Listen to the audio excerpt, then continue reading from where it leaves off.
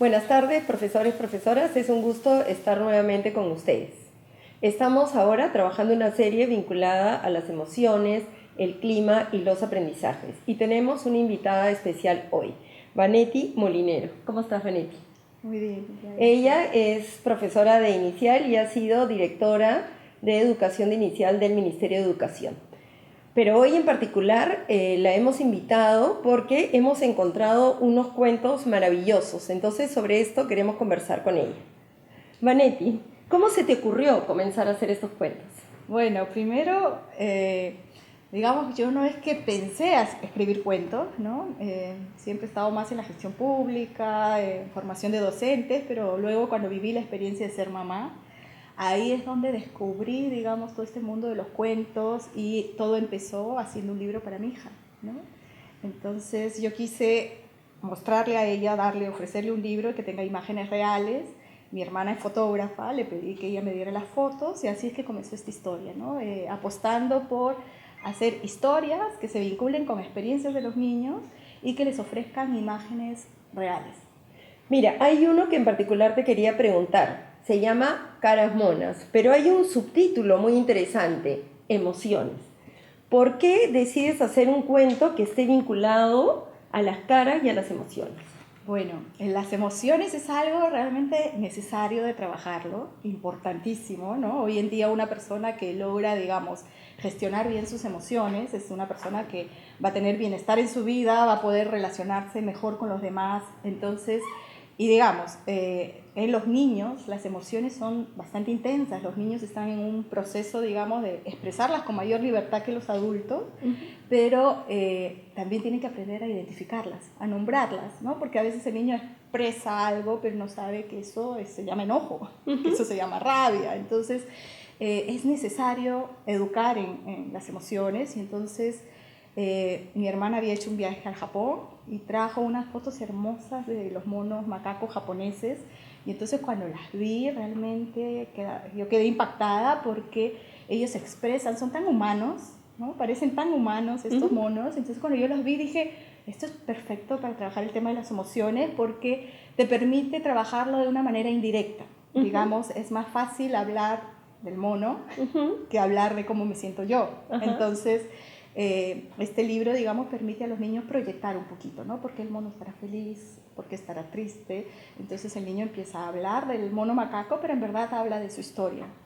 ¿Y por qué deberíamos trabajarlo en la escuela, no? Porque hay, digamos, a veces una discusión sobre que la escuela se tiene que ocupar de algunas cosas y la casa de otras cosas, ¿no es cierto?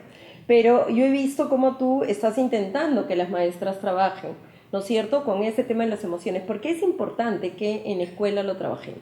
Claro, digamos que antes tal vez sí ha estado las emociones como muy fuera de la escuela, ¿no? Pero ahora el nuevo currículo ya tiene toda una competencia, ¿no? Que es valorarse a sí mismo, todo el tema del reconocimiento de la identidad, donde hay una capacidad que regula las emociones. Entonces, digamos, ya hay una demanda para los docentes de que tiene que trabajarse, ¿no? ¿Y por qué?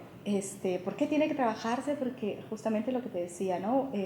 Una persona que logra gestionar bien sus emociones es una persona que va a poder, digamos, tener un mejor bienestar, porque yo voy a poder hablar de las cosas que me molestan, que me hacen bien, que me hacen mal, ¿no? Que me hacen daño.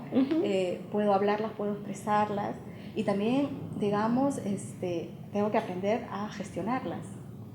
Y dime, ¿y esto tendría que ver con los aprendizajes, por decirlo así, más duros, digamos, con la matemática, con la comunicación, o digamos que el que nosotros cuidemos o ayudemos a los chicos a que identifiquen y después de esto autorregulen sus emociones, solo tiene que ver con esta parte personal y no tiene nada que ver con todo lo cognitivo que sucede muy aparte, según algunos?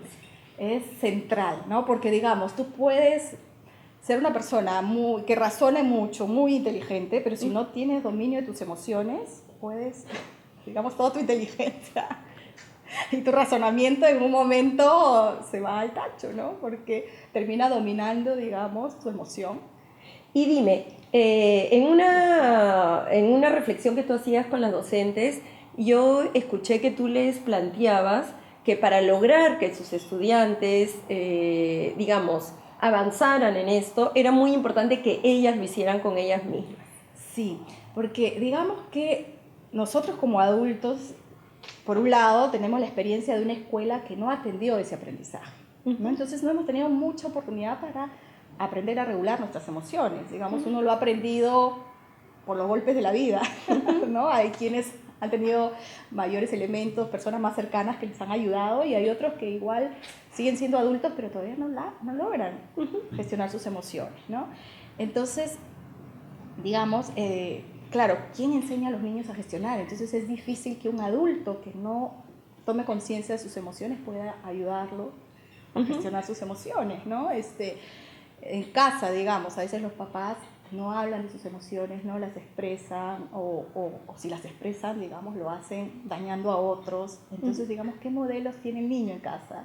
Y en la escuela, cuán importante es que el docente sea consciente, ¿no? Primero pase, a lo que yo voy a enseñar, primero tiene que pasar por mí, ¿no? Ser yo consciente de mis emociones, enseñar con mi ejemplo, porque los niños van a aprender primero por el ejemplo antes que por lo que le digamos, ¿no? Es bien interesante, ¿no? Porque uno de los, digamos que el reto es doble, es hacerme consciente de mis propias emociones, manejar mis propias emociones, pero además ayudar a los niños a hacerlo, ¿no? Exacto. Y saber que ya cuando uno es consciente de sus emociones, ya con eso está ayudando bastante a un niño. Sí. Hay otro cuento que me llama la atención, que se titula Eres un pato, ¿no? Entonces yo decía, ¿de qué hablará? ¿Eres un pato? ¿No? Y claro, cuando uno ve las imágenes, está llena de imágenes de distintos patos, y todos son patos.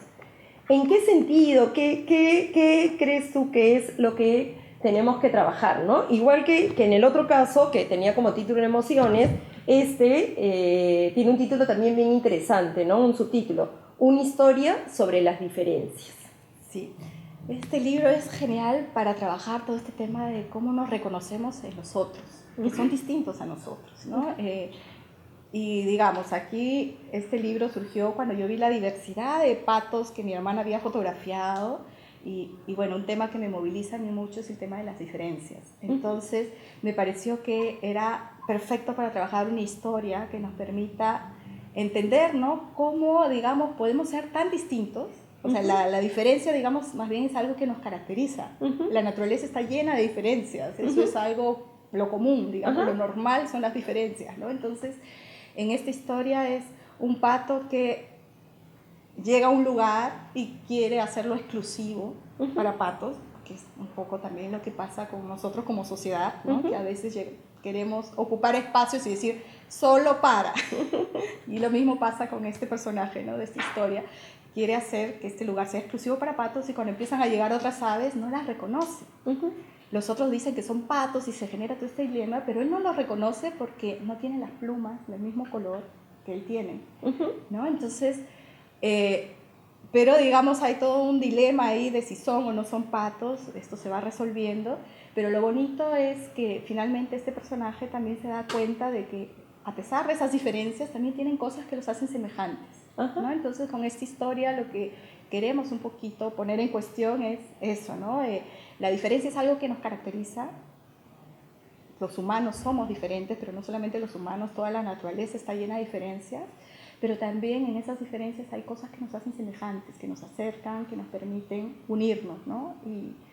Y creo que eso es algo que necesitamos empezar a mirar como personas para encontrarnos con nosotros. Y este trabajo que tenemos que hacer en las escuelas con respecto a el otro diferente pero igual, digamos, ¿cómo lo relacionarías tú con este tema del clima? Que siempre nos dicen que nosotros los docentes tenemos que promover un ambiente adecuado, ¿no? El marco del buen desempeño nos habla, ¿no es cierto?, de generar un ambiente donde se pueda vivir las diferencias, etcétera.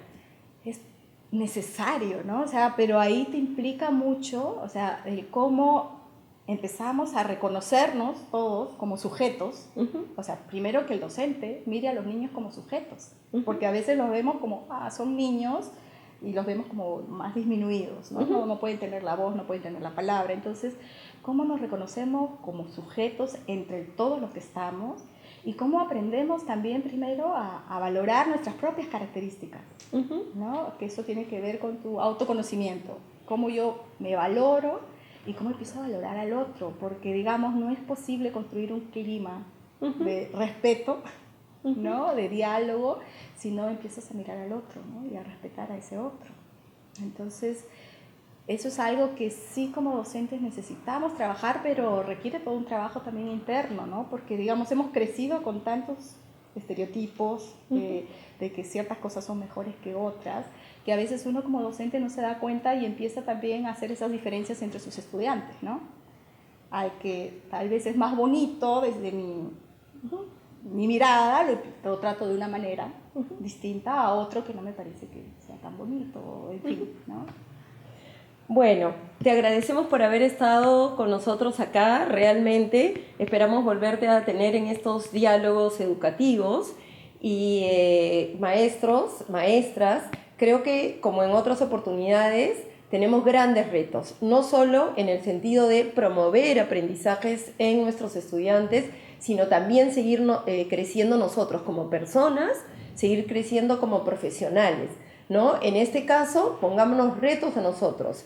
Realmente identificamos nuestras emociones, realmente autorregulamos nuestras emociones y por otro lado, ¿qué ambiente estamos creando en nuestras aulas para que sea un espacio donde la vivencia de la diversidad sea lo de todos los días, donde los estudiantes aprendan a valorarse a sí mismos, pero también a los otros? Gracias, Vanetti. Gracias.